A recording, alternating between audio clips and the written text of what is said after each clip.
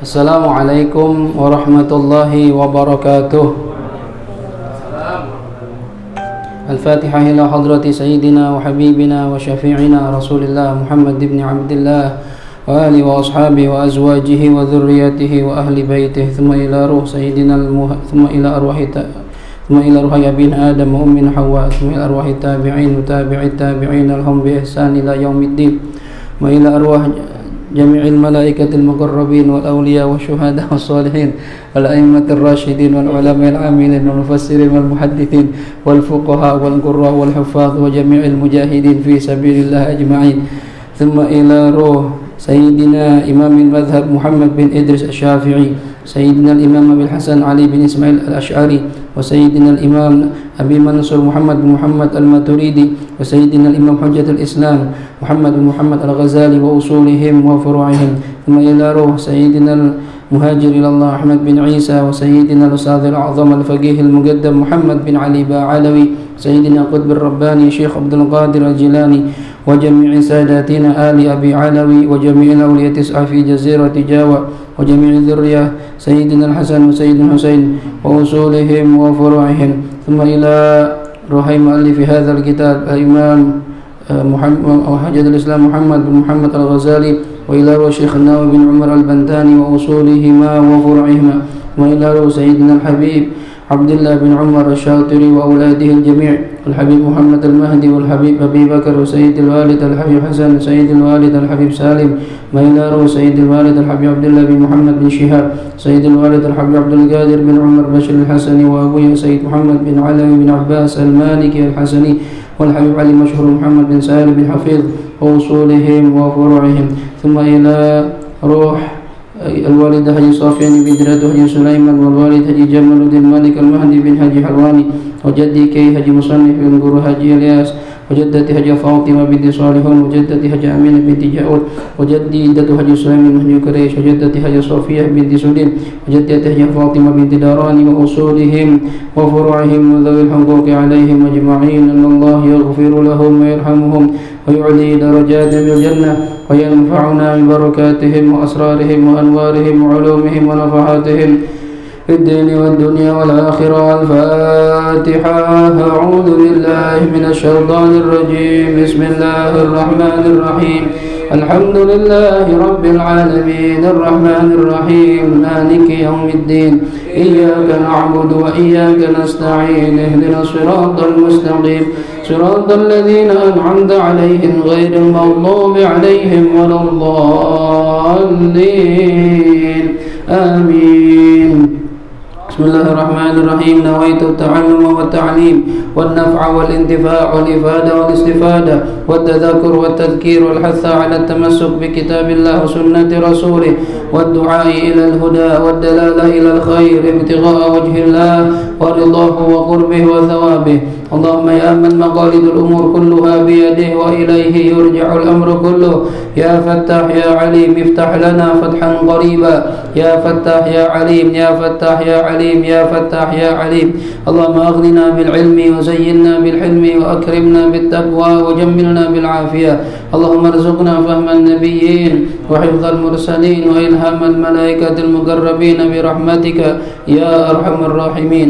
ربي زدني علما ووسع لي في رزقي وبارك لي فيما رزقتني واجعلني محبوبا في قلوب عبادك وعزيزا في عيونهم واجعل لي وجها في الدنيا والآخرة ومن المقربين يا كثير النوال يا حسن الفعال يا دائما بلا زوال يا مبدئا بلا مثال. فلك الحمد ولك المنة ولك الشرف على كل حال يا أول الأولين ويا آخر الآخرين ويا ذا القوة المتين ويا راحم المساكين ويا أرحم الراحمين. وصلى الله على سيدنا محمد وعلى آله وصحبه وسلم والحمد لله رب العالمين.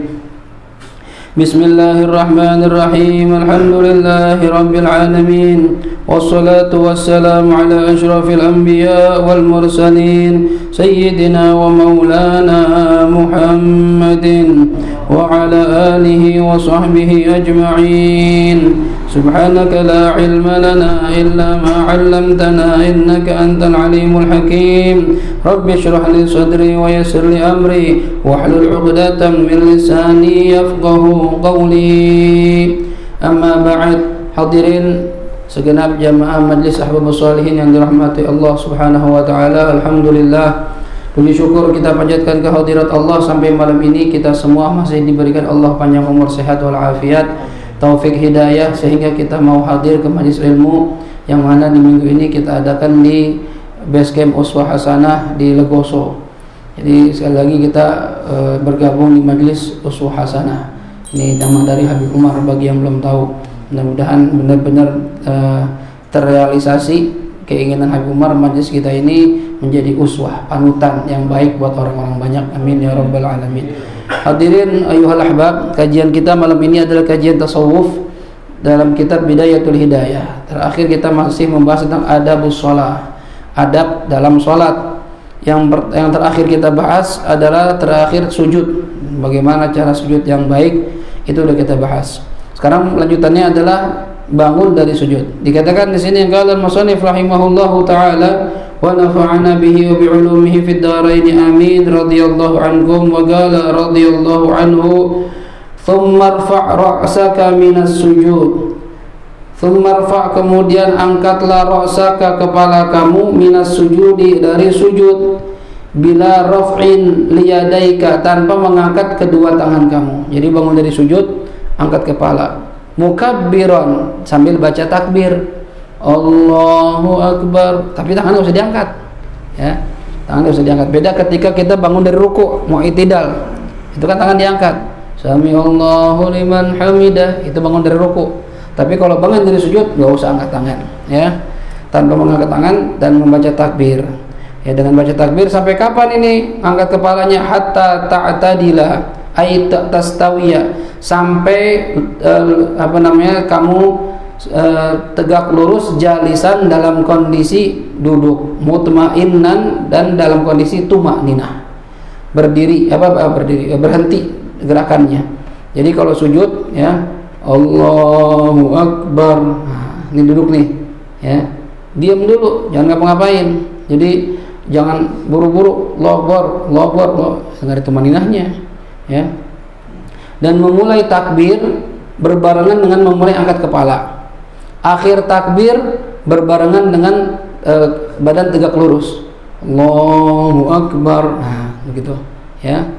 Wajlis, dan duduklah kamu, ala rijlikal yusra, ay ala ka'bi rijlikal yusra, di atas mata kaki kamu yang kiri.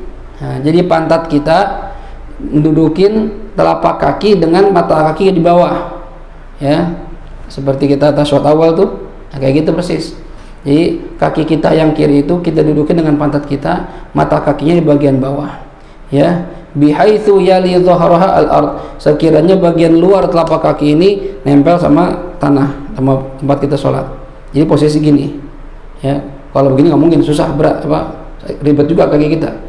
Ini posisi begini kakinya, ya, ini kan kaki kita nih, ini bagian luar, bagian dalam. Nah, ini kakinya di sini, ini dudukin pantat kita, ya. Wansib qadamakal yumna, dan luruskan, tegakkan telapak kaki kamu yang sebelah kanan.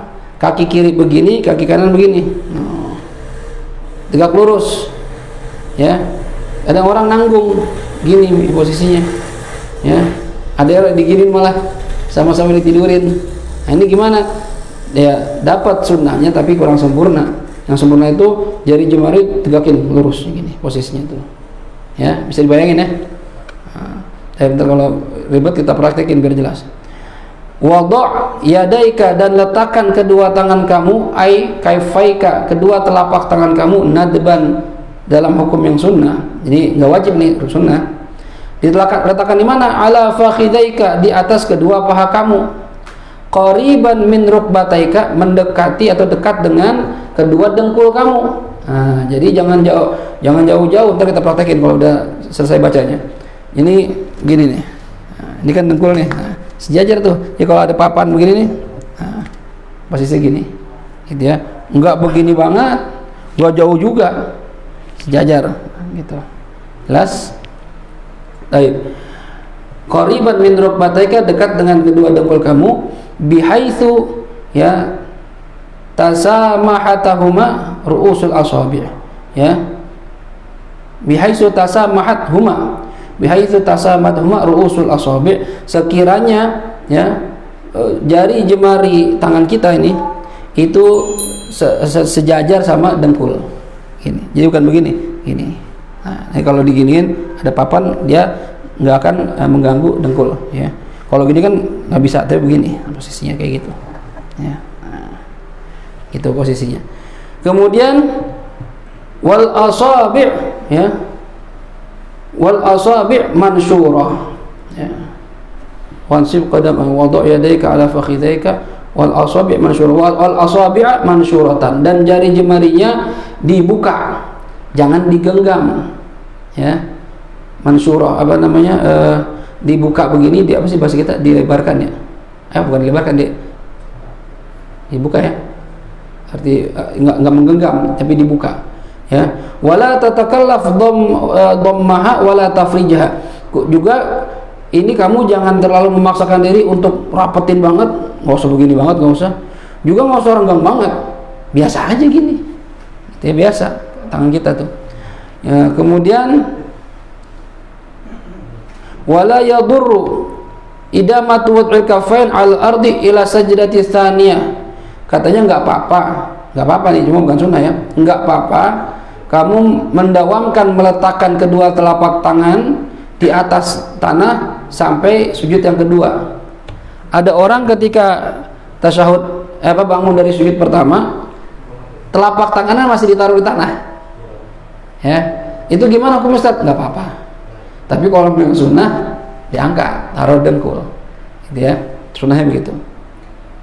Lalu posisinya tadi kan dibuka, ya, dibuka, tidak digenggam, nggak renggang banget, juga nggak rapat banget, biasa aja, normal, ya, nggak memaksa.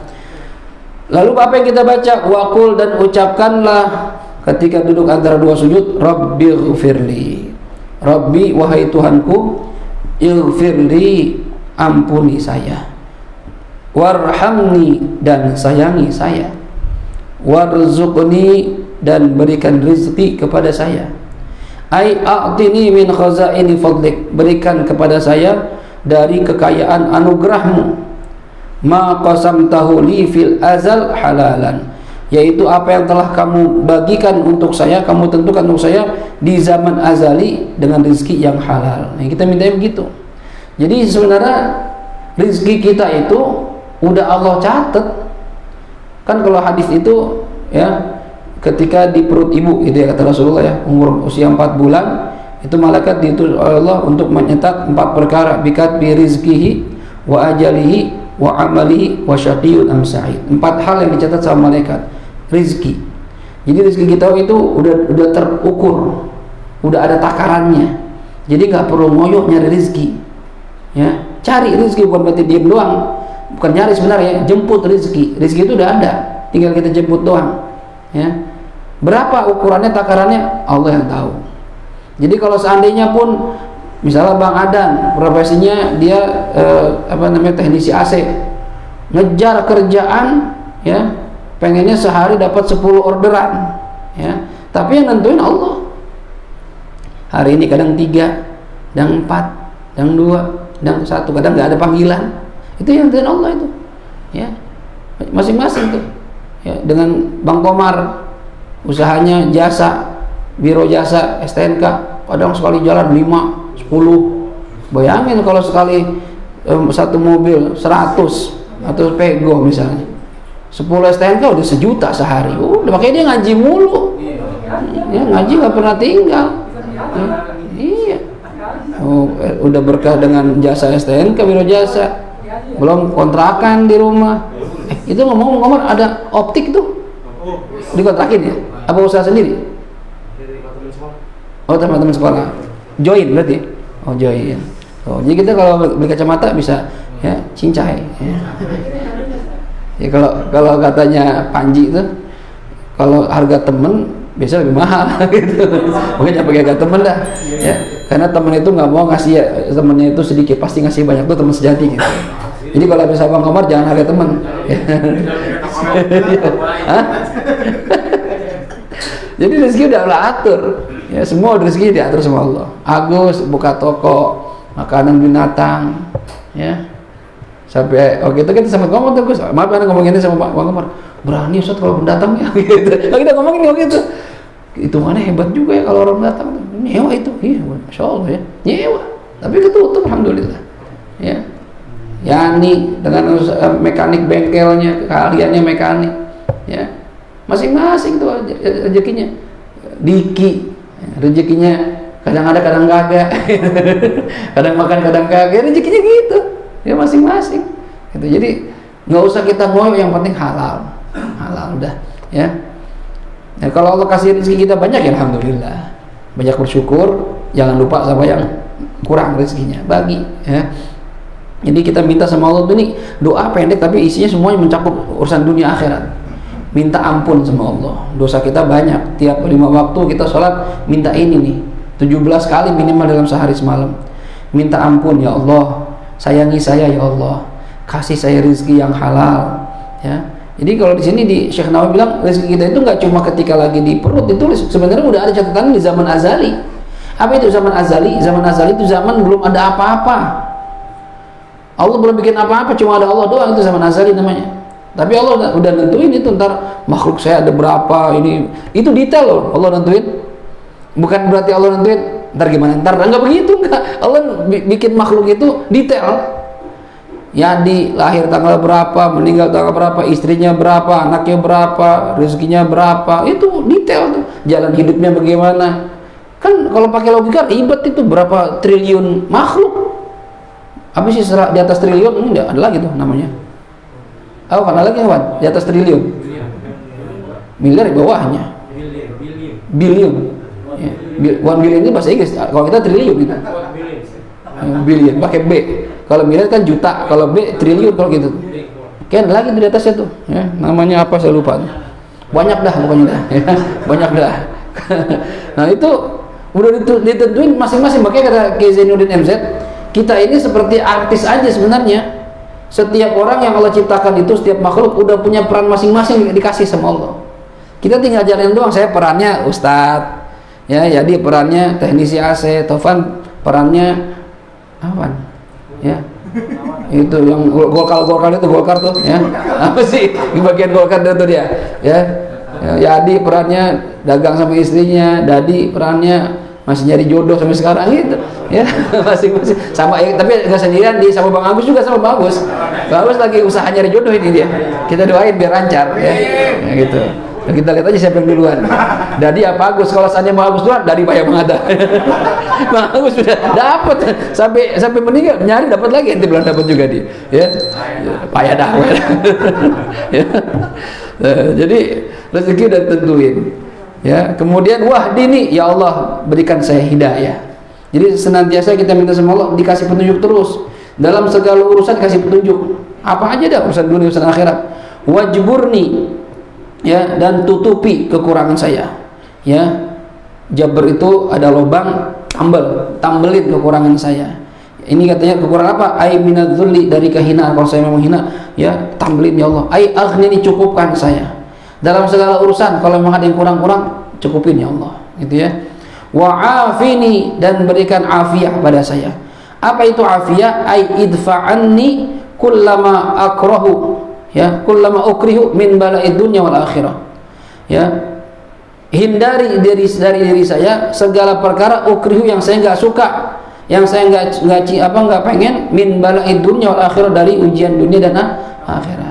Itu afiah tuh, selamat dari ujian dunia dan akhirat. Itu arti afiah. Kan kita mengatakan sehat wal afiat. Apa itu afiat? Afiat itu ada yang mengatakan sejahtera, ya.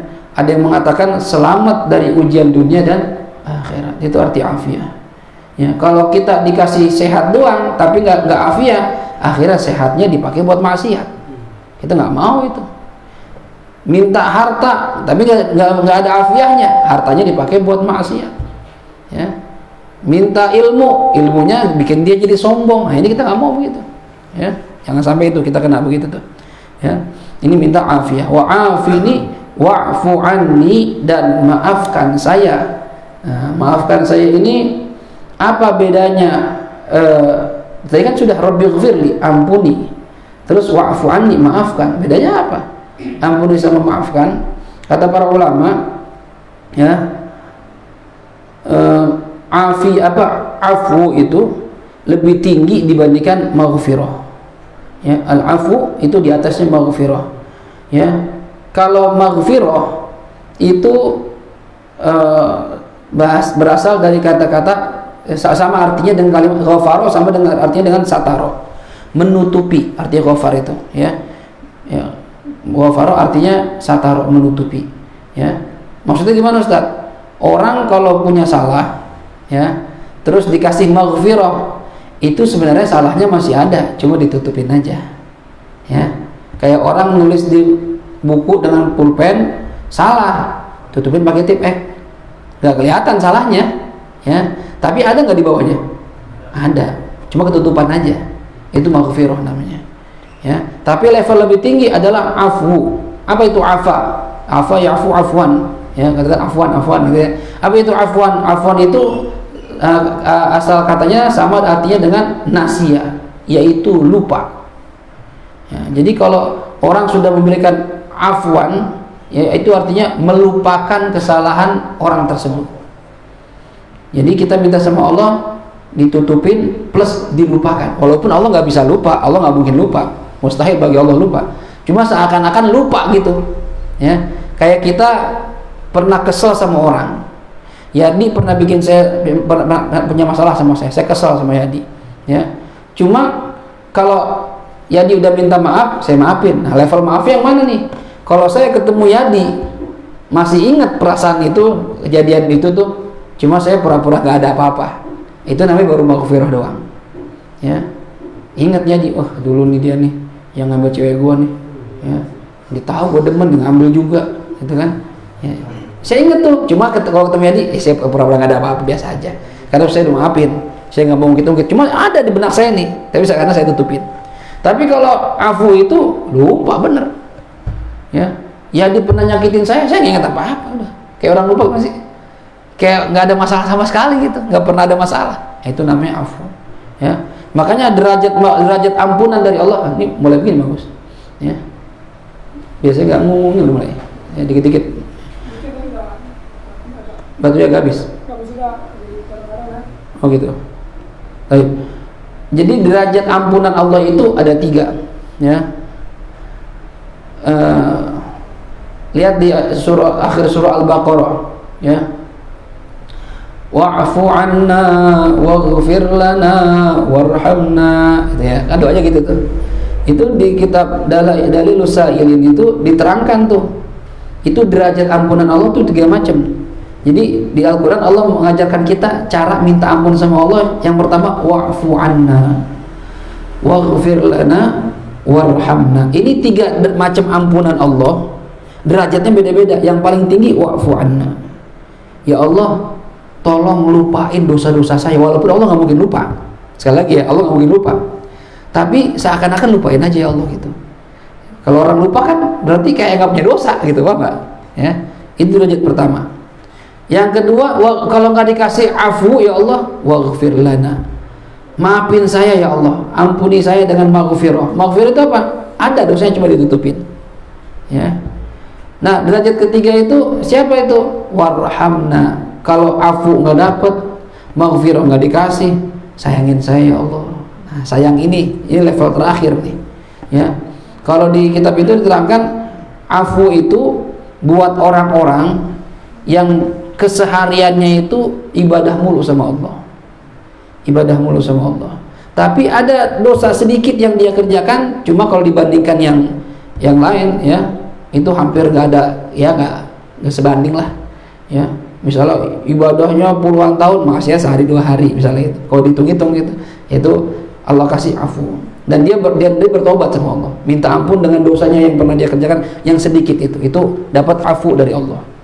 Yang kedua maghfirah. Maghfirah itu gimana? Orang yang ibadah, ya, ibadah orangnya, cuma ada maksiat juga, ya, kayak model kita nih, kita ibadah cuma kadang maksiat juga, ya. Tapi setiap maksiat minta ampun, minta ampun, minta ampun. Tapi ada dosa-dosa yang dulu dia nggak sempat minta ampun, lupa mungkin, masih muda dulu bandel, jadi dia mojok sama pacar di kuburan, ya kan? Tangan bergerayangan kemana-mana, ekspansi, ya, seret, ya, masya Allah, bibir nyosor kemana-mana, aduh, ya, itu belum sempat minta ampun sama Allah. Tapi kalau setelah itu ibadahnya banyak banget, tapi ada satu atau beberapa dosa yang dia belum sempat tobat sama Allah Subhanahu wa taala. Nah, ini orang-orang model begini nih, nanti di mahsyar itu kata para ulama, ketika menerima buku catatan amalnya, dia pertama ngeliat catatan amal senang, ibadah. Ngeliat yang ini, dosa yang ini, ya Allah, ini dosa pacaran dulu nih, ya Allah. Dan saya belum sempat minta maaf sama Allah, langsung nangis, langsung gemetar pada ketakutan menghadap Allah, ya, nangis, ya. Terus tanya sama dia, abdi, hai hambaku, kenapa kamu? Ya Rabb, saya pernah berwasiat, saya belum sempat minta ampun, ya Allah, ampunin saya ya Allah, saya takut diadab sama kau, ya. Apa kata Allah? Ya, tapi ibadahnya masih banyak kan, cuma dia ada dosa yang belum sempat dia taubat. Apa kata Allah? Hai hambaku, ya, sebagaimana saya tutupin dosa kamu di dunia dulu, orang lain gak ada yang tahu dosa kamu, maka sekarang juga di akhirat ini saya tutupin dosa kamu dan saya ampuni dosa kamu. Waduh, ini orang-orang begini nih dapat maghfirahnya Allah, ya, luar biasa nih. Jadi minta ampun sama Allah, ya, minta maaf sama Allah. Ini makanya kita ini kan saling bisa memuliakan satu sama lain, karena kita dapat saternya Allah, dapat penutup aib, penutup dosa dari Allah. Kalau Allah buka aib kita, aib saya dibuka nih depan antum semua, yakin antum nggak mau ngaji ke sini. Ya, pulang dah, ya. Tapi itu gulai tinggal sini ya. Ya, soto tinggal sini jangan bawa. Yakin, nggak ada yang mau. Ya, kita muliakan orang lain karena kita nggak tahu aibnya. Ya, cuma kalau kita tahu aibnya, ya Allah. Makanya Allah itu sifatnya as-sattar, yang maha menutup aib hambanya. Kata Allah, dulu lu di dunia fit, gue tutupin aib lu fit. Sekarang di akhirat gue tutupin lagi dan gue maafin dosa-dosa lu. Nah, itu tuh dapat maghfirahnya Allah Subhanahu wa taala. Ini level 2, ya. Level 3 ini orang yang beruntung juga, karena masih dapat kasih sayangnya Allah, rahmatnya Allah. Siapa itu kata para ulama? Orang yang banyakkan dosanya. Orang yang banyakkan dosanya, ya. Tapi ada hal baik yang dia kerjakan sehingga bikin Allah sayang sama dia. Contohnya gimana contohnya? Ya, ada orang kayak waktu Nabi cerita, ada pelacur. Pekerjaannya PSK tiap malam, kan dosa besar. Zina sekalinya dosa besar. Ini jadi ya pekerjaan dosa besar.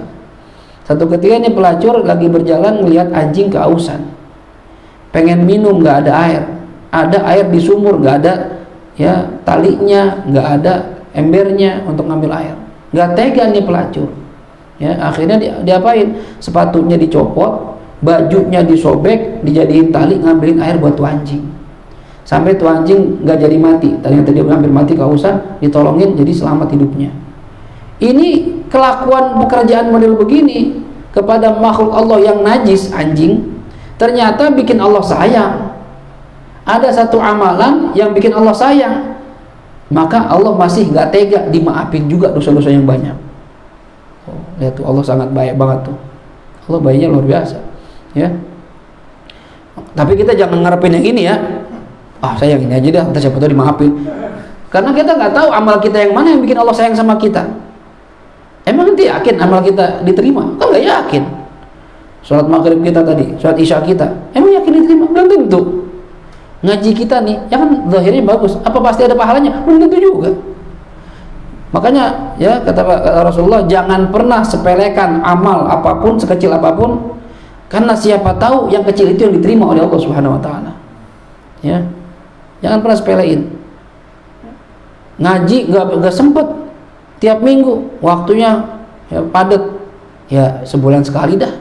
Siapa tahu sebulan sekali itu ada pahalanya.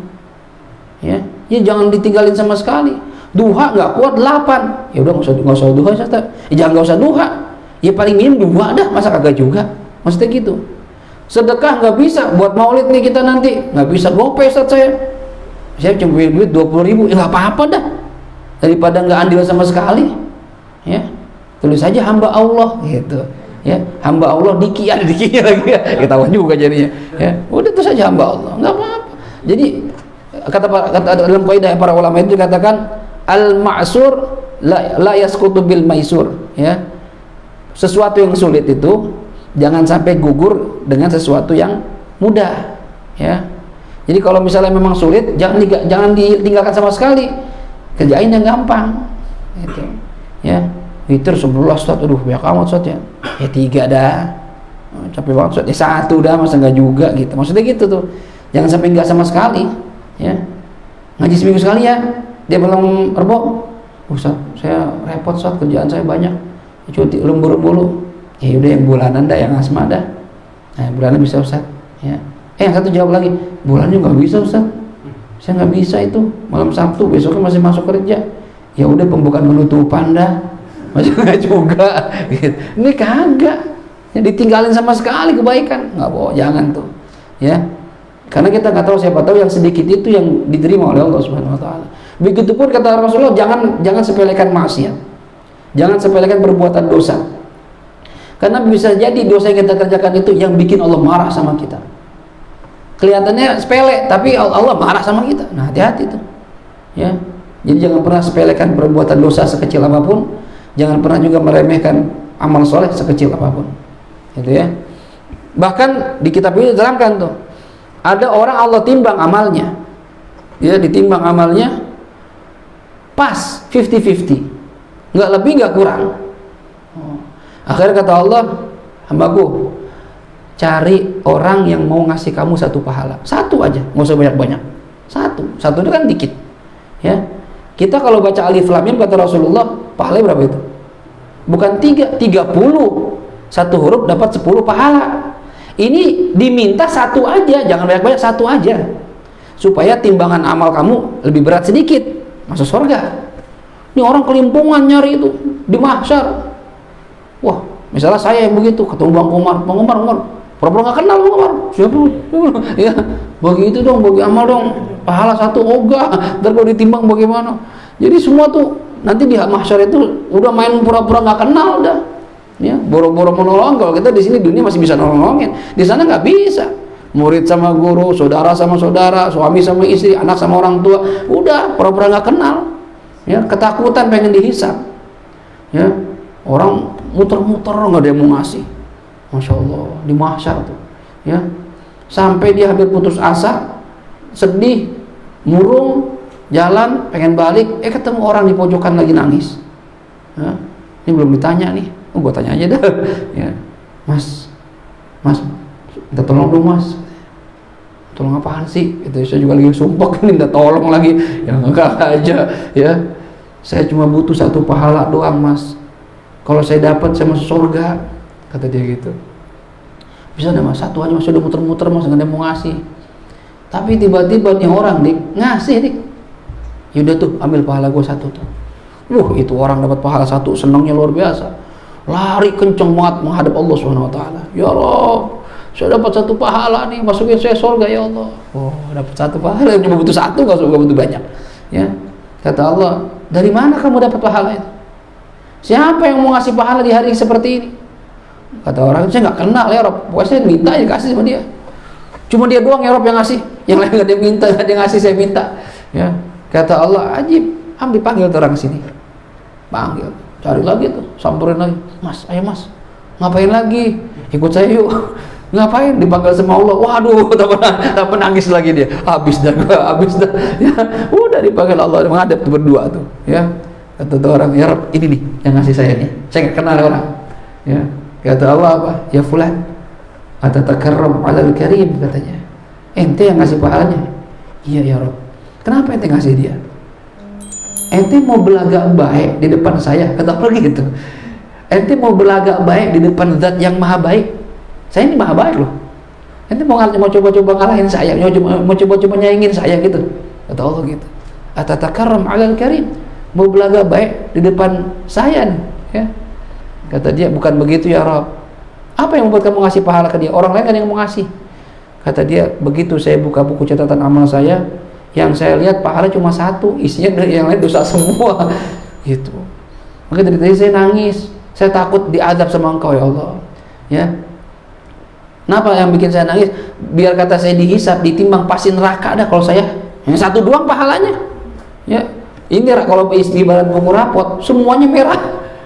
Satu doang, yang biru itu pun 6 pas-pasan, gitu ya. Bukan 5 udah merah lagi. Udah itu doang ya Allah. Ya. Jadi saya mikir, kalau saya pakai buat timbang amal saya nggak ada gunanya, mendingan buat dia aja dah, bisa masuk surga. Gitu pikiran dia. Kalau saya percuma, saya juga ditimbang nggak bakal masuk surga juga. Buat dia aja mendingan. Apa kata Allah? Ya, lu masih mau belaga baik depan saya bisa lebih baik dari kamu, kata Allah. Apa kata Allah? Lu yang nanti kasih pahala, pegang tuh orang tangannya, masuk surga bareng-bareng. Masya Allah. Tuh, itu rahimnya Allah, tuh rahmatnya Allah, masih bisa begitu. Orang yang cuma pahalanya satu doang, tapi kalau dapat rahmatnya Allah karena berbuat baik, bikin Allah kagum, itu bisa masuk surga tuh. Karena yang punya hak masukin neraka sama surga, ya Allah, bukan orang-orang Salafi Wahabi. Dia udah mengkapling-kapling bid'ah, sesat, neraka. Lu siapa? Bisa bilang surga neraka? Ya, nggak ada ulama-ulama dulu begitu, nggak ada itu. Ya, nggak ada. Nah, Allah aja orang yang satu pahala doang itu bisa Allah masukin surga. Masya Allah. Ya, jadi jangan pernah kita putus asa dari rahmatnya Allah. Allah tuh baik banget nih. Ya, kondisi kita lagi terpuruk, jangan pernah pesimis, tetap optimis saja. Husnudzon sama Allah, husnudzon aja sama Allah. Ya, entah satu waktu Allah ganti tuh. Ya, wa yauma nudawilu bainan nas, ada waktu di hari di mana saya memutar balik nasib seseorang di antara orang lain. Boleh sekarang kita hina saya, cuma kalau Allah punya takdir nanti saya jadi orang mulia, ente mau bilang apa? Jadi ketika kita di atas jangan sombong, jangan meremehkan orang. Bisa jadi ntar kita di bawah kayak dia tuh. Jangan belagu jadi orang biasa aja. Ya. Jadi dalam kata para ulama tuh, orang yang baik itu, yang bijak itu, ketika dia kaya nggak kelihatan kayanya, ketika dia susah nggak kelihatan susahnya. Senang biasa-biasa aja gitu, biasa-biasa aja. Jadi orang tanya orang seneng aja tuh, seneng aja dia, biasa-biasa gitu ya, nggak pernah susah, nggak perlu. Jangan kayak OKB, orang kayak baru, yuk dapat gusuran, langsung bergaya, ya wah, pertamanya nggak punya emas pasang semua, 5 jari 10 jari pakai semua, ya berelot sini, belagu namanya itu, nah, biasa aja. Ya. Juga jangan stres banget, habis kaya miskin stres gila, nggak usah juga. Ya. Ya kita nggak tahu kondisi kita ke depan bagaimana. Ya. Perjalanan hidup kita nggak tahu. Bang Komar, Bang Cingipul dulu nggak tahu tuh. Cingipul bisa beli tanah, itu nggak tahu dulunya tuh. Sama kayak Bang Komar dulu cerita gitu. Ya. Sama keluarganya dilecehin lah gitu ya, segala macam. Sekarang punya sendiri, punya rumah, punya kontrakan. Ya. Saya waktu nikah punya apa? Motor aja nggak punya. Motor nggak punya. Jangan motor, kasur aja nggak punya saya, kasur. Ya. Sampai udah akad nikah tuh kamar saya nggak ada kasurnya, dik. Hambal nih. Punya saudara saya diambil sama saudara saya. Hambal. Sampai saya tidur nggak ada alasnya. Saya biasa santai nggak masalah. Istri saya nggak bisa. Gimana saya mau beli kasur? Nggak punya duit. Minta sama bapak saya, Pak beli kasur apa? Kadang tuh saya mikir tuh ya, di hati saya tuh, bapak gua kok tega banget ya. Anak pulang dari Yaman loh, bukan dari sekolah di UIN, bukan, dari Yaman. Pulang dari Yaman kamarnya kosong melompong begini, nggak ada TV-nya, nggak ada AC-nya, nggak ada kasurnya, lemari doang. Itu kadang mikir. Tapi itu kehidupan saya pertama tuh begitu sama istri tuh. Tapi alhamdulillah sekarang Allah kasih. Ya, walaupun rumah masih ngontrak, adalah rumah. Saya nggak nyusahin bapak saya, nggak nyusahin mertua saya. Alhamdulillah masih ada rezeki buat bayar kontrakan. Ya, walaupun rumahnya ya nggak gede-gede banget, cukup lah buat nampung majelis bulanan gitu. Ya, alhamdulillah. Itu rezeki kita nggak tahu. Dan kita nggak tahu juga ntar ke depannya gimana. Apa saya beli di rumah, saya nggak tahu juga. Pakai logika nggak mungkin juga. Nggak mungkin. Dari mana duitnya? Ya. Tapi Habib Umar itu bilang gitu, ntar rumah jadi punya TV. Itu orang begitu. Dari mana Habib? Itu jangan pakai dari mana, jangan pakai tanya kan. Udah minta sama Allah aja. Nggak tahu, kita nggak tahu. Ini jalan aja. Ya. Jadi itulah kehidupan tuh. Jadi jangan pernah pesimis sama Allah. Jangan pernah kita putus asa dari rahmat Allah. Minta aja sama Allah. Husnudzonnya sama Allah. Mau dikasih apa enggak, bodo amat belakangan itu mah. Minta aja udah. Ya. Kalau kita minta sama orang terus-terusan itu nggak tahu malu namanya. Tapi kalau kita rajin minta sama Allah, itu yang Allah senang orang begitu. Orang yang rajin minta, itu yang Allah senang tuh. Berarti kita menunjukkan sama Allah kita ini orang yang lemah, kita orang yang butuh sama Allah. Orang kalau nggak pernah minta kan berarti nggak butuh namanya. Nggak pernah datang dik, banyak duit loh. Nah, misalnya gitu, biasanya datang mulu, banyak duit tuh sekarang loh kayak, itu ketahuan. Ya, lu nggak pernah ngaji lo, udah pinter lo. Berarti yang nggak pernah ngaji itu udah pinter berarti, nggak pernah ngaji. Ya, siapa itu? Nggak tahu. Pikirnya masing-masing. Ya, nggak pernah datang. Ya, jadi itu minta sama Allah, minta sama Allah. Ya, nah itu doanya Rabbighfirli warhamni wajburni warfa'ni warzuqni wahdini wa'afini wa'fu anni. Nah, itu. Jadi diajarin sama Allah gitu minta ampunan itu ya wa'fu anna waghfir lana warhamna. Baik. Kemudian tsummasjud. Kemudian sujudlah kamu sajdatan tsaniyah kadzalik. Sujud yang kedua seperti itu juga. Gus, kalau susah pakai korek, Gus. Ya. Sujudlah kamu sujud yang kedua sama seperti yang tadi, artinya caranya sama ya. Sujud itu kan meletak mubasyaratu jabhatil musalli ila musallah ya, menempelnya jidat orang yang sholat ke tempat sholat, itu sujud namanya ya. Ini anggota sujud ma'ruf ya, ada 7 jidat ya, sebagian telapak tangan bagian dalam, sebagian kanan dan kiri 1, 2, 3. Jadi afdalnya begini. Tapi kalau sebagian doang, misalnya gini doang boleh, gini doang boleh. Ya, yang penting bagian dalam. Kalau begini nggak sah, atau begini nggak sah. Ini bagian luar namanya. Ya. Kemudian 2 dengkul. Ya, 1, 2, 3, 4, 5 dengkul kanan dan kiri, 4 dan 5.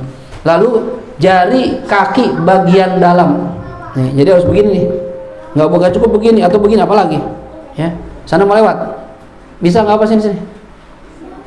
Lewat sini, lewat dapur sana. Sama juga, sini juga ya. Biarin dia milih jalan mana, biarin ya. Jadi ini banyak, dan ini banyak orang salah nih. Saya merhatiin orang sujud itu, kalau saya pas di belakang softnya, depan saya itu ya mau nggak mau kita merhatiin jadinya gitu. Apalagi kalau saya milih dia jadi imam, saya terlambat nih, terus semua ngangkat dia jadi imam, itu saya perhatiin dulu sujudnya tuh. Sujudnya kadang begini kakinya tuh. Ini nggak asah sujudnya nih, indal mu'tamad, indal jumhur ya, pendapatnya mu'tamad nggak asah ini, atau gini. Nah, ini kan bagian luar nih, harus di bagian dalamnya, walaupun 1 jari doang nggak apa-apa, tapi bagian dalam, jelasnya. Jadi coba perhatikan sujud kita, nggak usah perhatiin orang lain, sujud kita udah benar belum, ya. Kalau udah benar, alhamdulillah. Nah sujud harus seperti itu. Hidung bukan Ustaz, hidung bagian dari anggota sujudnya, mu'tamad enggak.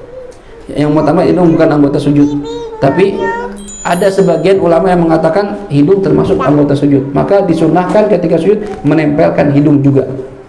Nempel ini kapan Ustaz? Bareng sama nempelin jidat. Jadi sekalian blok gitu ya, sekalian, bukan jidat dulu baru hidung, enggak, atau hidung dulu baru jidat, enggak juga, bareng blok gitu ya, sunnahnya bareng. Nah itu anggota sujud dengan syarat-syarat sujud yang diterangkan sebelumnya.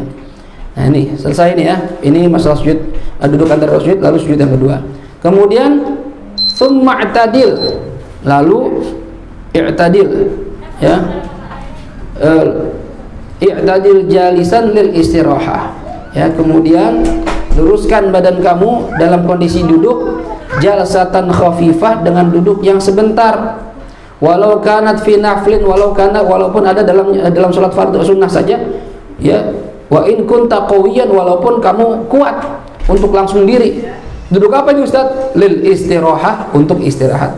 Fi kulli raka'atin, di setiap rakaat, la tashhadu aqibaha, yang kamu tidak tasyahud setelahnya. Kalau ada rakaat ya, kita bangun dari sujud kedua nih, setelah sujud kedua nggak ada tasyahud, maka kamu disunahkan duduk dulu, namanya duduk istirahat ya. Jalsatul istirahat, dulu istirahat. Berapa lama Ustaz? Sebentar aja ya. Seukuran berapa? Seukuran orang baca subhanallah. Walaupun kamu kuat nggak pakai istirahat, walaupun Saya nggak perlu istirahat, langsung bablas ke atas, kuat kok. Nggak apa-apa, tetap sunnah duduk istirahat. Ya, itu sunnahnya begitu. Ya, sebentar saja di setiap rakaat yang tidak ada tasyahud setelahnya. Tapi kalau ada tasyahud berarti nggak usah istirahat, langsung duduk tasyahud. Gitu ya, kan itu udah otomatis. Baik, Ustaz, bagaimana kalau seandainya imam nggak duduk istirahat? Apakah kita tetap sunnah duduk istirahat? Iya, kita makmum tetap sunnah sujud istirahat walaupun imamnya tidak sujud istirahat, duduk istirahat, tetap kita disunnahkan. Ya. Baik, kemudian summa taqumu. Tapi ingat nih, wala yusannu hadza ba'da sujudi tilawatin. Tapi duduk istirahat ini tidak disunnahkan setelah sujud tilawah. Nah ini. Jadi kalau kita sholat lalu imam sujud tilawah atau kita sholat sendiri terus kita sujud tilawah, kan langsung sujud tuh. Baca ayat sajadah ya, sujud tilawah Allahu Akbar. Nah, ini. Begitu sujud satu kali, bangunnya nggak usah duduk lagi, langsung diri. Ya, tidak disunnahkan, nggak sunnah. Ya, jelas ya, tidak disunnahkan tuh. Ya, beda sama rakaat sholat. Kemudian summa taqumu, ya, summa taqumu minas sujud, ya, wa qu'udil istirahah. Kemudian bangunlah kamu setelah sujud dan setelah duduk istirahat, bangun. Ya. Jadi kita ini rakaat pertama nih, pengen masuk ke rakaat kedua, sebelum diri kan duduk istirahat dulu. Nah, duduk istirahat, habis itu sebentar duduk syukuran subhanallah, lalu bangun. Ketika bangun, cara bangunnya bagaimana? Cara bangunnya wa tad'ul yadaini 'alal ardi, dan kamu letakkan kedua tangan di atas tanah. Mu'tamidan 'ala batni rahatihima wa asabi'ihima, dengan cara bersandar dengan telapak tangan bagian dalam dan jari jemarinya. Ini yang mu'tamad di mazhab kita, begini bangunnya. Jadi walaupun kita kuat nggak pakai pegangan, tetap sunnahnya pegangan. Ya, tetap sunnahnya pegangan, dan cara bangun pegangannya tangan begini. Ya, ini yang mu'tamad. Ustaz, saya ngeliat orang begini Ustaz. Ya, kalau dalam istilah hadis itu seperti orang yang lagi numbuk adonan roti, ngek gitu ya, begini. Ini gimana? Ada nggak riwayatnya? Ada riwayatnya. Jadi kita nggak menyalahkan yang begini. Cuma kalau ditanya mana periwayat yang lebih dipilih atau yang lebih mu'tamad di mazhab kita, begini. Kalau antum mau begini nggak masalah, ada riwayat juga. Cuma kalau yang mu'tamad yang begini, jelas. Karena orang-orang salafi begitu, rata-rata bangunnya. Itu nggak apa-apa, boleh-boleh aja. Ya. Nah, jadi digenggam tangannya, itu ada riwayat seperti itu. Cuma kalau yang mu'tamad di mazhab kita, ya, adalah dengan cara tangannya dibuka telapaknya itu. Nah, baik. Wala tuqaddim ihda rijlaika fi halatil irtifa'. Ya, jangan kamu majukan salah satu dari kedua kaki kamu ketika dalam kondisi bangun. Ya. Jadi lagi bangun, kaki jangan maju satu. Kaki tetap posisinya sejajar. Jangan maju satu, kan kadang orang kalau bangun kaki maju satu gitu. Itu jangan. Kalau dalam salat enggak sunnah begitu. Ya. Kalau bangun tetap kakinya posisinya sejajar, tangan aja yang bantu dorong. Allah gitu ya. Jadi kaki tanpa perlu maju. Ya. Kecuali kalau ente pengen jatuh, jaga keseimbangan, cerita itu jadi sengaja, namanya refleks kayak begitu. Tapi kalau ente mampu, kakinya nggak berubah, ya udah di situ aja posisinya. Jangan berubah posisi. Ya. Baik. Kemudian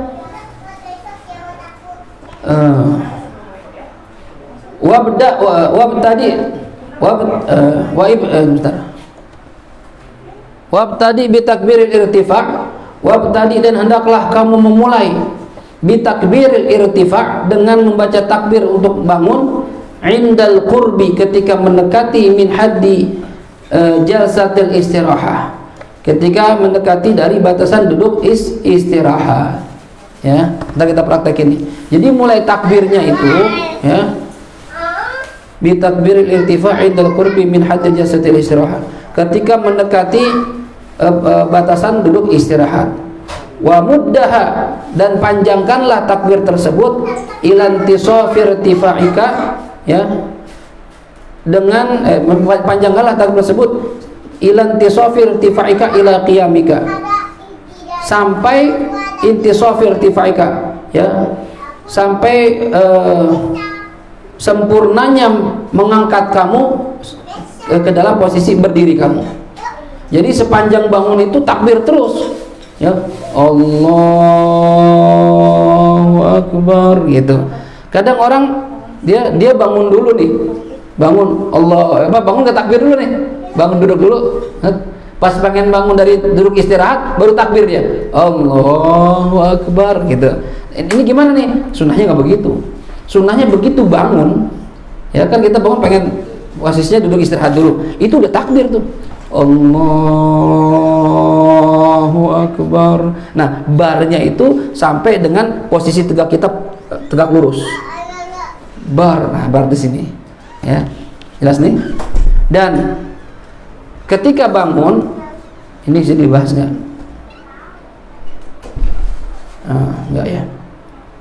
Ketika bangun, apakah kita angkat tangan atau enggak?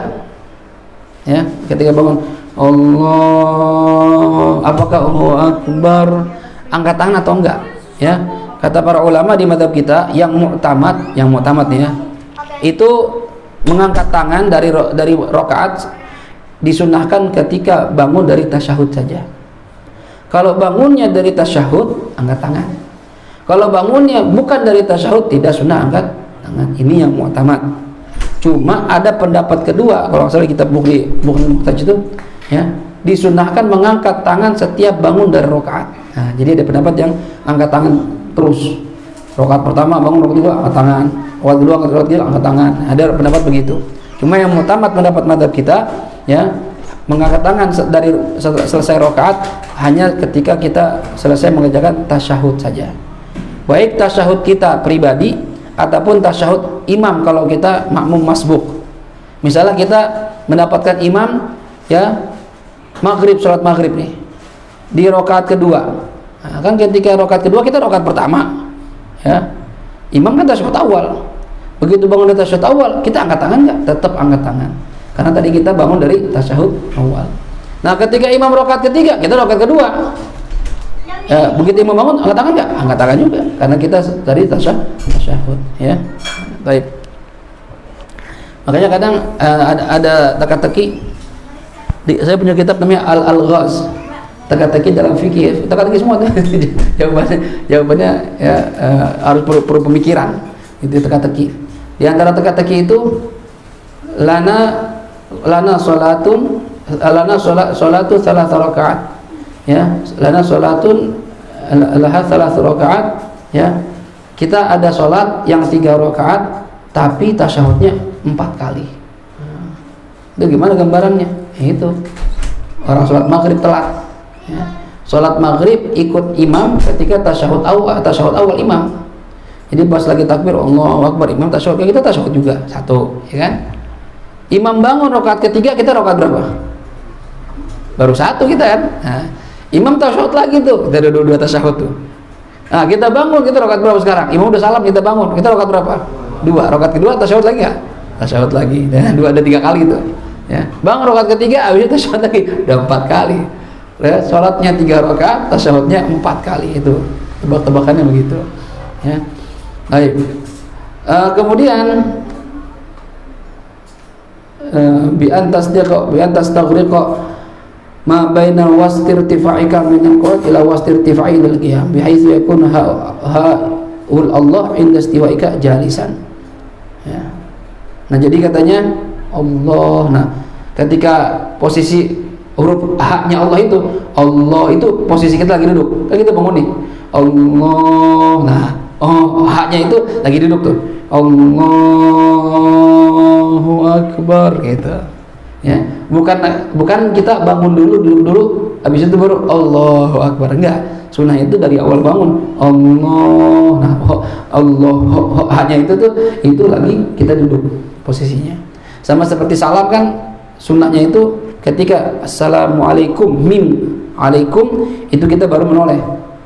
Awalnya menghadap kiblat dulu. Assalamualaikum. Nah, barakum. Assalamualaikum warahmatullah. Balik lagi. Assalamualaikum warahmatullah. Gitu. Sunnahnya gitu. Bukan Assalamualaikum warahmatullah. Assalamualaikum warahmatullahi, enggak. Ya itu dapat sunnahnya cuma nggak sempurna, gitu ya. Sama seperti tadi bang, Allah, nah, itu lagi duduk tuh, panjangin, Allahu Akbar, gitu ya.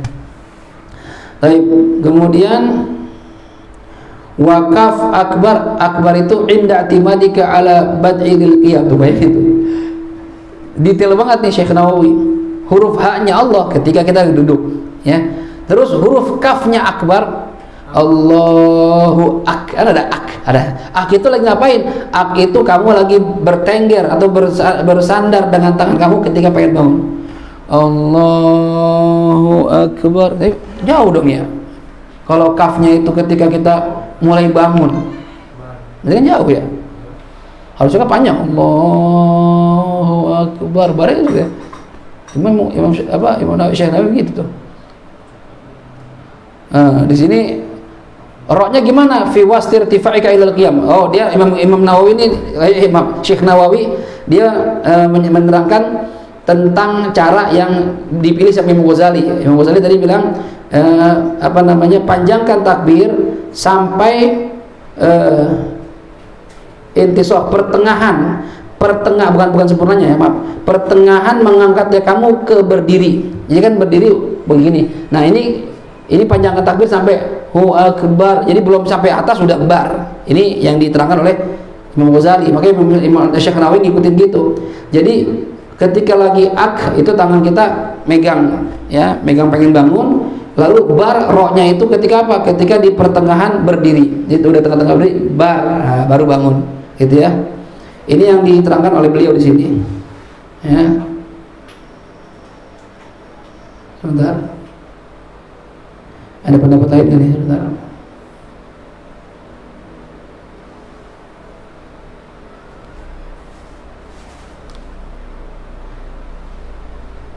Tuh. Kalau yang di Syekh Nawawi ini bilang jangan memanjangkan takbir melebihi 7 alif. Karena yang dibikin itu bisa membahayakan sholat. Ya, karena mat itu atau membahayakan atau merubah arti takbir, merusak arti takbir. Ya, jadi Allahu Akbar, pokoknya jangan sampai 7 alif. 7 alif itu gimana hitungnya? Kalau kita ngaji nahwu tajwid kan 1 alif 2 ketukan ya. Nah, itu namanya 1 alif tuh. Berarti kalau 7 alif berarti 14 ketukan. Allah, panjangan itu ya sampai 14. Nah, jadi kalau seandainya, tapi di kitab-kitab lain ya seperti di takrir itu diterangkan kita disunahkan memanjangkan takbir sampai posisi berdiri tegak. Kalau Imam Ghazali di sini beliau memilih pendapat, kadang gitu Imam Ghazali kadang ada pendapat yang beliau ambil sendiri yang menurut beliau lebih kuat. Cuma di mata kita itu bukan mu'tamad. Ada beberapa hal seperti itu. Ya. Jadi seperti misalnya Imam Ghazali itu memilih Allahu Akbar diirsal dulu baru qabd. Yang mu'tamad enggak begitu. Nah, sama seperti ini nih. Imam Ghazali memilih pendapat yang ketika bangun dari sujud Allah duduk dulu ya. Allahu Akbar. Nah, barnya itu ketika pertengahan berdiri, udah bar. Ya, tapi kalau yang saya pahami kitab-kitab lain nggak begitu, panjangin terus, tapi tidak melebihi 7 alif. Allahu Akbar, baru ketika pas berdiri. Ya, jadi di sini ada khilaf kayak ini. Ya, ada khilaf tapi nggak masalah. Ya, nggak masalah.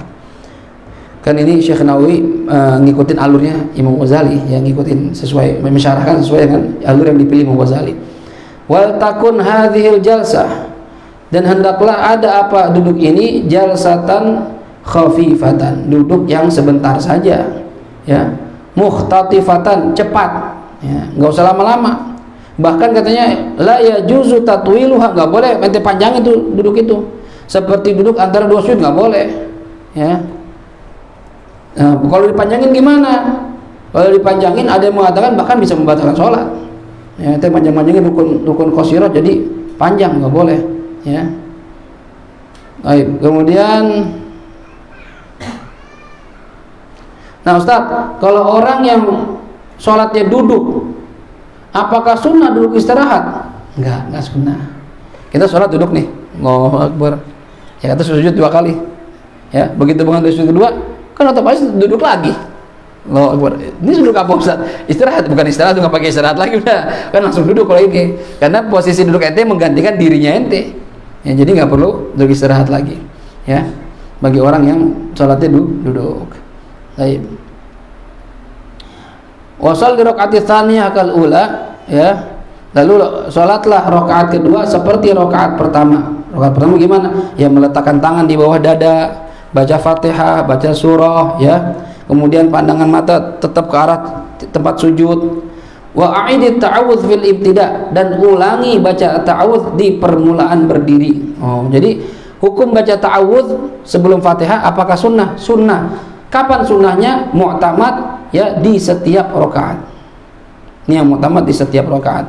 Pendapat lain mengatakan hanya pada rakaat pertama saja. Ini pendapat kedua. Jadi yang pertama pendapatnya yang lebih kuat, di setiap rakaat ketika mau mulai Fatihah kita baca a'udzubillahi dulu. A'udzubillahi minasyaitonir baru bismillahirrahmanirrahim. Ya. Kemudian ulangi ta'awudz itu fil ibtida di permulaan berdiri, li'annahu yusannu lil qiraah, karena disunahkan untuk dalam membaca Al-Qur'an. Ya. Tapi wala ta'udil al-istiftah, wala ta'ud al-istiftah. Jangan ulangi doa iftitah. Kalau doa iftitah di rakaat pertama doang, ya, rakaat kedua, 3, 4 enggak ada. Cuma kalau ta'awudnya sunnah karena membaca Quran, gitu ya. Baik, kemudian tsumma majlis ar-rakaat tsaniyah, wallahu a'lam bishawab. Kita terusin udah jam 9:30. Ini pembahasan mengenai tasyahud awal. Bagaimana cara mengerjakan tasyahud awal, ya, sesuai sunnah. Insyaallah dibahas di bulan depan. Enggak salah, di tahun depan berarti kita bahasnya. Setahun lagi kita bahas ini, ya. Agak lama emang ketemunya. Baik, ada pertanyaan? Soal tema, di luar tema, silakan. Ya, silakan.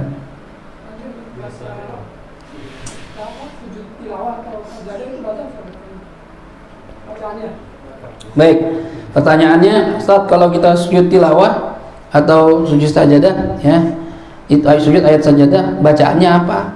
Ya, mu'tamad kata para ulama, bukan mu'tamad, artinya kata para ulama bacaannya tetap seperti bacaan sujud sholat, subhana rabbiyal a'la wa bihamdi, ya, tapi ditambahkan, ya, sajada wajhi lillahi alladhi sajada wajhi lilladhi khalaqahu wa sawwarahu wa syaqqa sam'ahu wa basarahu bihawlihi wa quwwatihi fatabarakallahu ahsanul khaliqin. Allahumma laka sajadtu wa bika amantu khasha'a syam'i. Apa ya, saya lupa utusan itu. Ada di kitab Taqriratus Sajidah tuh. Nanti saya coba lihat. Jadi minimal itu. Kalau nggak bisa, ya itu subhana rabbiyal a'la wa bihamdi.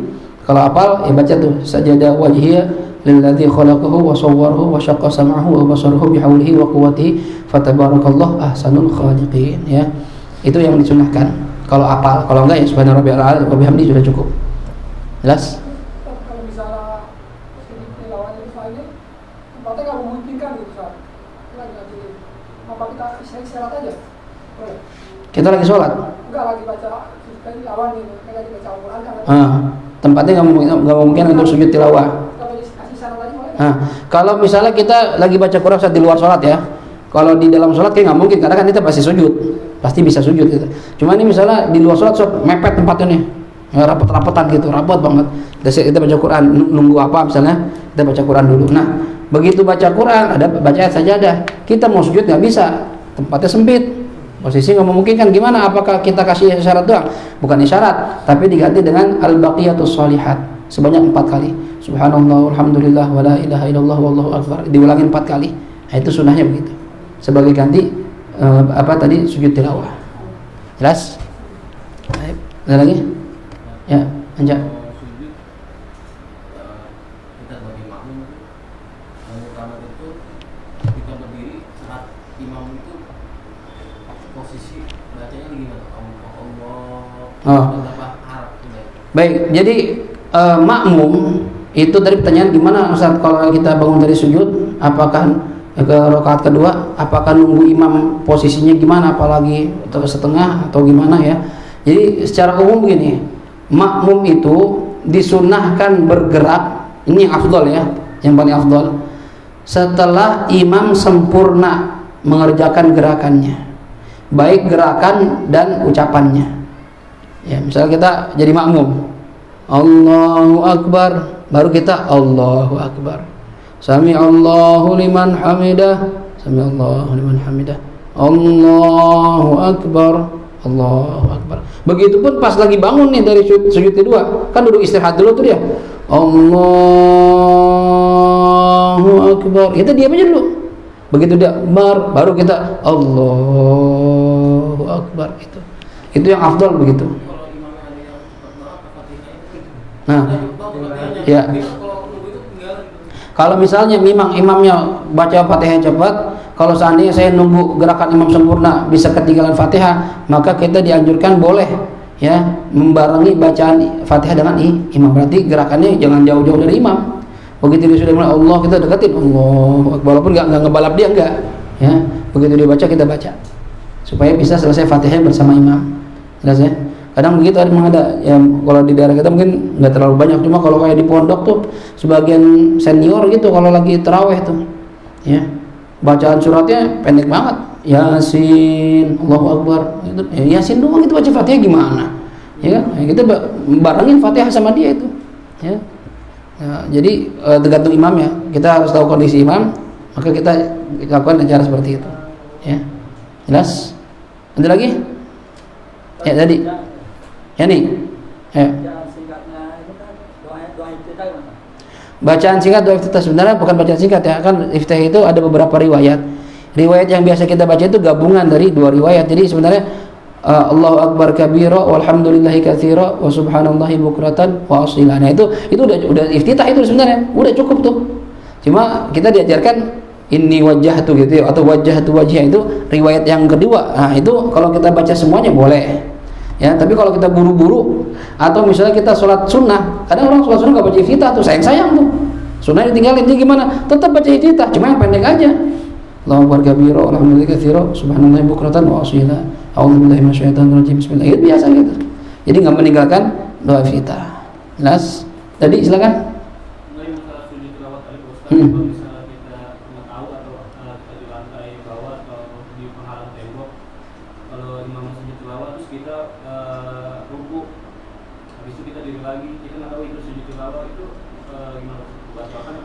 Baik, kalau makmum nggak tahu imam sedang sujud tilawah, misalnya gelap atau misalnya kehalang tembok, misalnya bisa aja kemungkinan jadi ya, kita pikir dia ruku emang sujud tilawah ya, begitu kita bangun imam sujud tilawah, itu batal apa enggak batal karena nggak tahu.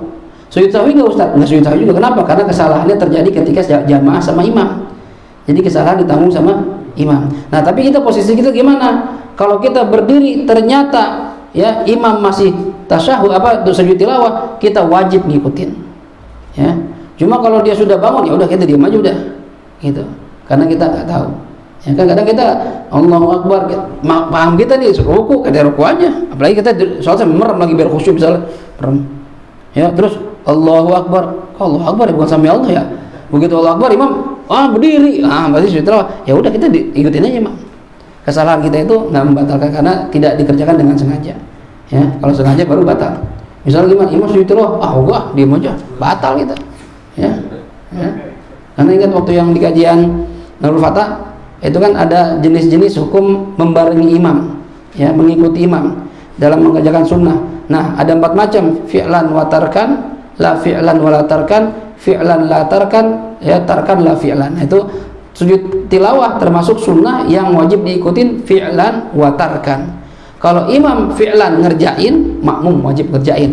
Kalau imam meninggalkan sujud tilawah, makmum wajib meninggalkan sujud tilawah. Nah, itu ya, itu jenis yang pertama tuh itu ya. Nanti ada pembahasan itu di bab sholat jamaah. Ada lagi mulanya ya Bang Anda tadi Agus sudah habis ini Bang Agus.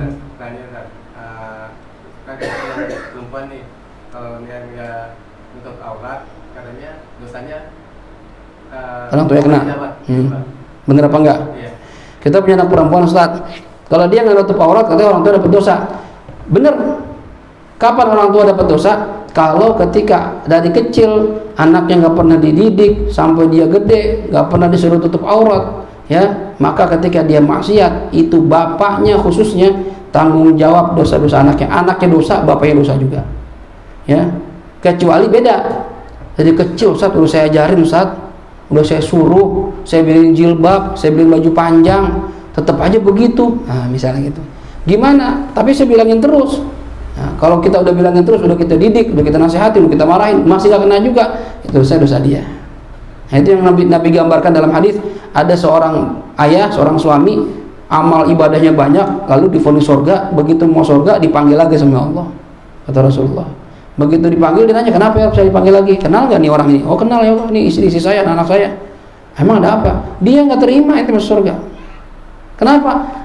Dulu nih bapak saya, kata anak-anak kita nih, bapak saya nih, suami saya nih, dia enak-enakan ibadah tuh, ya ngaji kemana-mana, ibadah rajin. Kita nggak pernah dinasihatin, kita nggak pernah dimarahin, kita nggak pernah diajarin.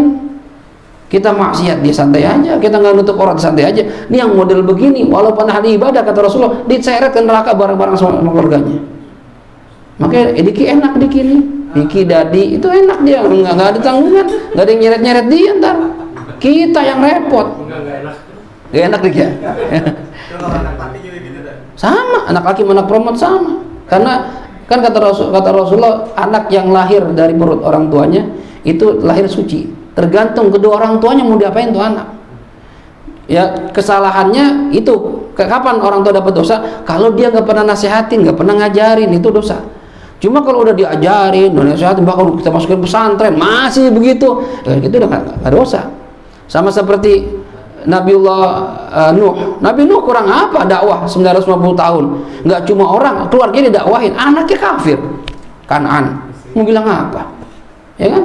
Kita mau bilang apa orang apa keluarga kita ada yang begitu? Ya bukan berarti kesalahan dari Nabi Nuhnya, anaknya aja yang begitu.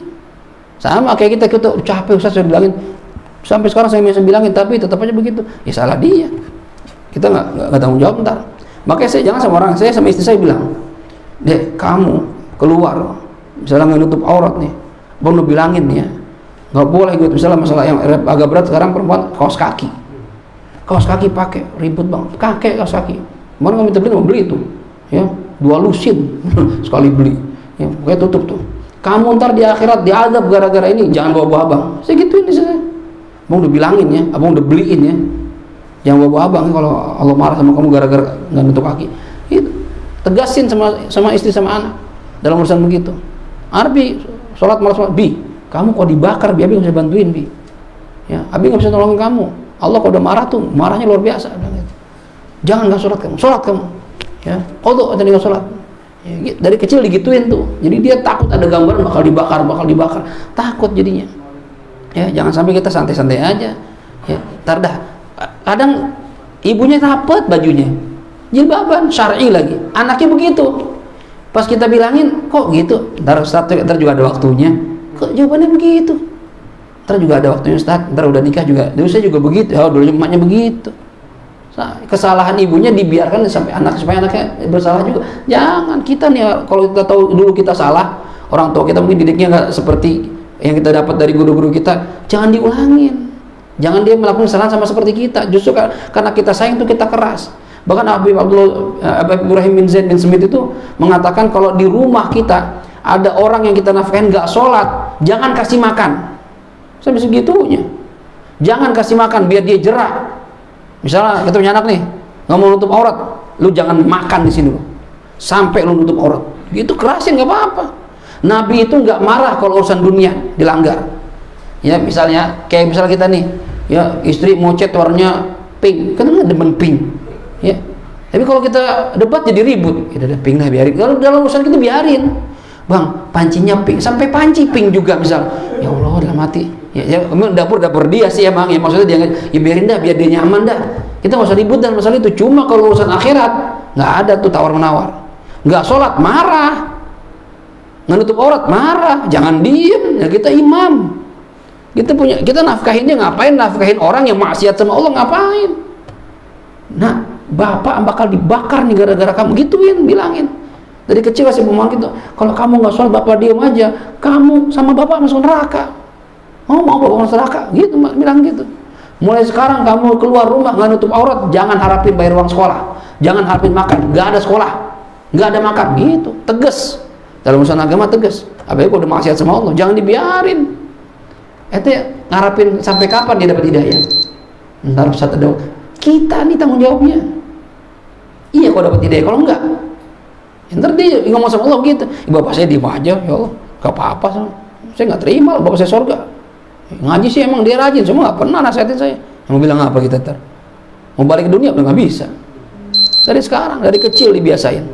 Saya bilang sama Hira, Rah, kamu ntar gede, udah apa head kayak bunda, apa tuh head berdarah? Ya itu kayak bunda, ada perempuan ntar head, itu udah gede tuh, nggak boleh nggak sholat, nutup aurat. Ya, jadi ntar aku keluar pakai jilbab, iya pakai jilbab. Ada teman Nabi pakai jilbab, udah gede. Dibilangin dari kecil gitu, malu Rah, dosa. Dari kecil dibilangin gitu, dididik begitu dari kecil. Saya belum pernah tuh didik anak, karena adik saya semua berlaki kan juga, kita nggak tahu juga. Ya, sekarang anak perempuan 3. Wow. Dan berat, anak perempuan ini lebih berat ya, tanggung jawab dibanding anak laki-laki. Ya, oke, kalau kata Rasulullah, kalau ada seorang ayah punya, seorang bapak punya anak perempuan 3, lalu dia bisa mendidik menjadi wanita yang salehah, jaminan surga dari Allah Subhanahu Wa Taala. Kata sahabat, kalau 2 ya Rasulullah, 2 juga sama. Ya, kalau kata sahabat, itu kalau saya nanya 1, kayak jawaban sama juga tuh gitu. Kalau cuma 1 ya Rasul gitu, kayak jawabannya sama. Itu berat punya anak perempuan itu, ya, dibanding anak laki. Ya, makanya, dan anak laki memang ada keistimewaan, ya, tapi punya anak perempuan ada keistimewaan juga. Dalam satu hadis itu diterangkan kalau anak laki, bayi laki-laki lahir, Allah bilang sama tuh bayi, ya walad ukhruj ya min batni ummik wa kun mu'inan liwalidik. Hei anak, kata bayi, keluar dari perut ibu kamu, keluarlah ke dunia dan jadilah kamu penolong untuk ayah kamu. Ini anak laki itu ditugasin nolong bapaknya. Kita kalau udah gede nolongin bapak kita, jangan nyusahin. Udah gede minta lu bantuin nyari. Ya, kalau nggak bisa bantuin orang tua jangan nyusahin dah minimal gitu. Ya, itu anak laki begitu.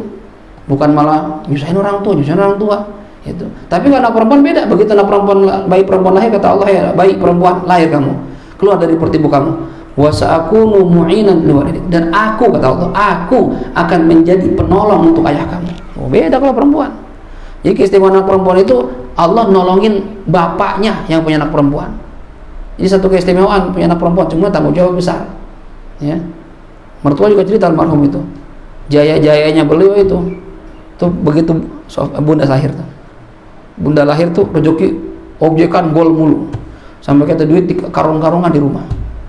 Ya, bawa kasur, karung-karung dulu zaman dulu orang nggak ngerti bank, taruh duit pakai kayak karung kasur, kantong plastik kasur, bawa kasur.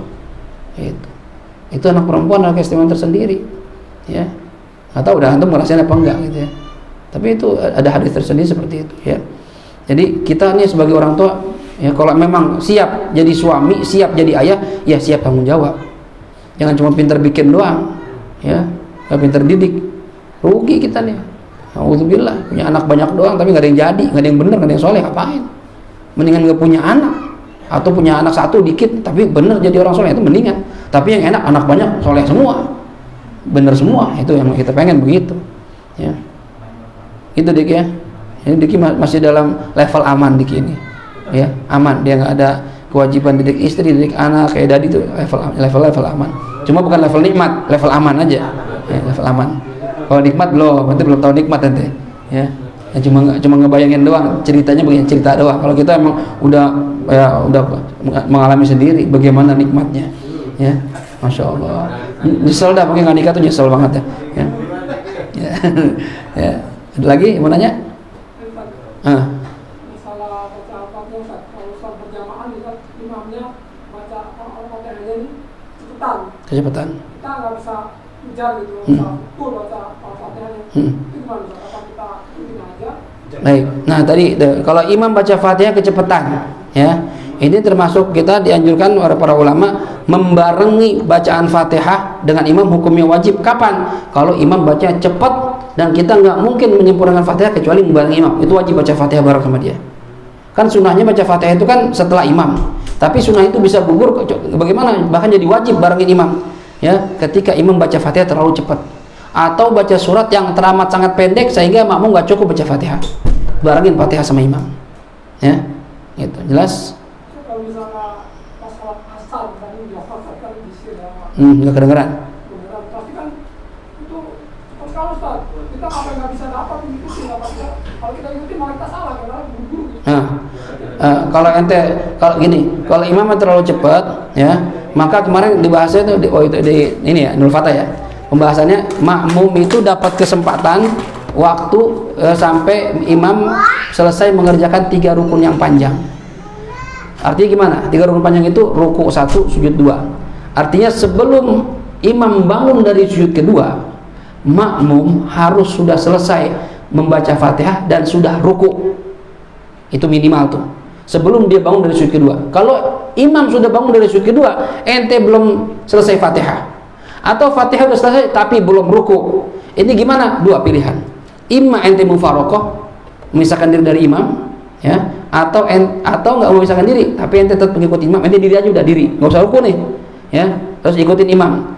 Ketika nanti dia salam, berarti ente nambah 1 rakaat, karena rakaat pertama ente nggak ngikut, itu boleh. Kalau ente nggak mufarokoh, ente nggak ngikutin imam, memang diri ente ruku, bodo amat aku ruku, nggak niat mufarokoh nih, batal sholatnya, ya, mendingan mufarokoh, ya, atau cari masjid atau musola lain yang imamnya nggak cepet-cepet. Emang repot, ya repot dah. Kalau kita imam masjid atau musola yang biasanya kejadiannya itu biasanya punya wakaf, punya wakaf keluarga, dan imamnya maunya keluarga, ya, orang lain nggak boleh jadi imam. Ini rada ribet, ya. Iya kalau dia bener, ya, ustadz, alim, ngerti hukum, fikih, jago lah, ya, jadi tahu bagaimana jadi imam yang baik, enak begitu. Ini kagak, ngaji nggak pernah, mondok nggak pernah, cuma modal gua ini anaknya wakif, ya, gua ini keturunan wakif, gua harus jadi imam, orang lain nggak boleh, nggak ngerti agama. Akhirnya begitu, sholatnya cepet banget, dibilangin galakan dia, apa lu nggak terima jangan sholat sini, itu malah kita diusir, ya, serba salah kita jadinya, repot, ya. Harusnya tuh yang orang-orang model gitu ya tahu diri lah, kalau emang nggak mumpuni di bidangnya ya nggak usah maju, gitu. Cuma kan bilangin repot, ya. Itu yang kita ngeri itu ada hubur riasa, termasuk maksiat hati itu hubur riasa, cinta jadi pemimpin, cinta jadi pengen jadi pemimpin mulu, nggak mau jadi makmum, mau jadi imam mulu, ya, maunya dituain mulu, nggak mau jadi wakil aja nggak mau, gua nggak mau jadi wakil. Lu kalau angkat gua jadi wakil masjid, ya, ketua DKM gua wakilnya, gua nggak mau sholat di sini, sampai begitu. Ada tipe begitu, itu penyakit hati, jangan, ya. Ini sesekali jadi rakyat lah, ya, sekali jadi jamaah lah, biar tahu rasanya gimana jadi jamaah, ya. Saya waktu kerja nyupir di Robito Alam Islam itu, saya nanya Abah dulu, Abah Abdurrahman, Abah, Fit tawarin kerja, Bah. Mana Fit? Robito Alam Islami. Kerja apaan? Sawak, supir. Iya. Boleh nggak, Bah? Pulang dari Yaman nih. Apa kata Abah? Kerja Fit. Nggak apa-apa, Bah. Lulusan Yaman nyupir. Lulusan Rubat, malu gak Abah? Abah kan ya perwakilan ya Syekh Rubat di Jakarta, Abah nggak malu bantar, ya, punya lulusan Hadramaut nyupir. Malu apa? Halal? Ente nyolong, anda malu? Apa? Itu kerja halal, kenapa malu? Kerja jadi supir gitu. Biar ente tahu rasanya jadi bawahan. Abah bilang gitu. Biar ente tahu jadinya rasanya jadi orang bawahan. Nanti kalau Allah angkat derajat ente nggak semena-mena sama orang bawah. Karena ente pernah jadi orang bawah, pernah di bawah, pernah disuruh-suruh, pernah ini. Nah, kalau orang maunya di atas mulu, begitu disuruh di bawah kaget dia. Lah, gua disuruh-suruh. Nah, kaget jadinya. Nah, repot tuh. Makanya penyakit hati ya penting banget kita obatin tuh, ya. Ini aku sudah mondar-mandir, berarti soto udah panas, ya. Udah mau dingin lagi. Ya, ini kode ya. Jadi kita tutup kajian kita dengan baca surat Al-Fatihah. Tawakkal pada Allah Subhanahu wa taala. Mudah-mudahan apa yang kita pelajari di malam hari ini Allah jadikan sebagai ilmu yang manfaat, dan kita mudah-mudahan senantiasa bisa menjaga diri kita untuk berbuat taat kepada Allah, menjauhkan diri dari perbuatan maksiat, dan kita berharap ya Allah matikan kita dalam husnul khatimah. Jangan lupa juga saya minta dalam keikhlasan niatin Fatihah buat ayah anda Sayyidul Warid Ki Haji Ghazali Musannif yang alhamdulillah sekarang sudah tahasan, sudah membaik, cuma belum fit banget, ya. Bapak tuh orangnya agak susah dibilangin, ya, sama kayak anaknya gitu ya, jadi sama tuh, jadi bolak enak dikit dia memaksain ke masjid, emang biasa sholat di masjid, akhirnya ngedop lagi, panas lagi, ya kita kan kesian juga, ya takutnya malah masuk rumah sakit dirawat, dia kan nggak mau, ya, repot lagi. Doain lah biar dia bisa sabar dulu, biar fit dulu juga, ya. sehingga nanti udah sehat banget bisa kumpul sama kita lagi di masjid kita yang kita cinta, Masjidul Yaqin, ibadah sama kita yang menyampaikan ilmunya kepada para jamaah. Mudah-mudahan yang kita niatin dikabul oleh Allah Subhanahu wa taala. Ala hadhihi niyyah wa likulli niyatin salihah wa ila hadratil habibil mustafa Muhammad sallallahu alaihi wa alihi wasallam. Al-Fatihah. A'udzu billahi minasy syaithanir rajim. Bismillahirrahmanirrahim. Alhamdulillahi rabbil alamin arrahmanir rahim maliki yaumiddin. Iyyaka na'budu wa iyyaka nasta'in. Ihdinas siratal mustaqim siratal ladzina an'amta 'alaihim ghairil maghdubi 'alaihim waladdallin. آمين يا ربنا اعترفنا بأننا اقترفنا وأننا أسرفنا على لظى أشرفنا فتوب علينا توبة تغسل كل حوبة واستر لنا العورات وآمن الروعات واغفر لوالدينا ربي ومولودنا والآل والإخوان وسائر الخلان وكل ذي محبة أو جيرة أو صحبة والمسلمين أجمع. آمين ربي أسمع فضلا وجودا منا باكتساب منا بالمصطفى الرسول نحظى بكل سؤل.